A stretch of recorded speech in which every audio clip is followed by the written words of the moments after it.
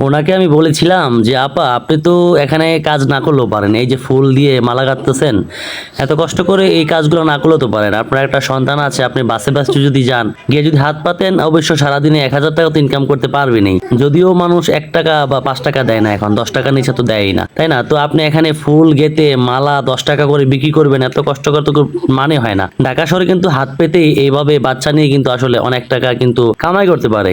আমি যদি মনে করি সারাদিন যদি 1,000 মানুষ দেয় 10 টাকা করে, তা অনেক টাকা হয়ে যায়, তাই না? তা আপনি 10 টাকা করে মালা এত কষ্ট করে বানিয়ে আপনি কেন এটা করবেন? তো উনি বলতেছে, ভাই দেখেন আমার হাত পা ঠিক আছে, আমি সব কাজ জানি, আমি এত সুস্থ আছি, তারপরও কেন আমি হাত পাততে যাব? হ্যাঁ, এবং উনি আমাকে নবীজির হাদিসটা শোনাইছেন যে আমার নবীজি হাত পাতা সুস্থ থাকাকালীন এটা পছন্দ করতেন না, তাহলে আমি কেন সেই অভিশপ্ত কাজটা করতে যাব? তো ওনার এই কথা শুনে আমি আসলে খুব মুগ্ধ হয়ে গেছি যে আসলে এটা সবার বোঝা উচিত। অনেক মানুষ সুস্থ থাকার পরেও হাত পাতে, তাই না? এটা কিন্তু অনেকই করে। আর এই মানুষটা দেখুন, কোলে দুধের শিশুর বাচ্চাটা রেখে পাশে বসিয়ে রেখে কিন্তু সে ব্যবসা করে খাচ্ছে, কারণ আমার নবীজি ব্যবসাকে হালাল করেছেন। যদি তুমি সুস্থ থাকো, অবশ্যই তুমি ব্যবসা করে বা চাকরি করে খাও, তুমি কেন হাত পেতে খাবে? তুমি সুস্থ থাকতে ভিক্ষা কেন করবে? যেটা আমার নবীজি পছন্দ করতেন না। একটা রাস্তার মহিলা এই হাদিস বা আমার নবীজির আসলে আইন জানে, আমার নবীজির হাদিস জানে, সুন্নাত সম্পর্কে জানে, সেই মহিলাটা আসলে কতটা ভালো মনের মানুষ হতে পারে। মানে আমি ওনার কথা শুনে একদম আবেগে আপ্লুত হয়ে গিয়েছিলাম,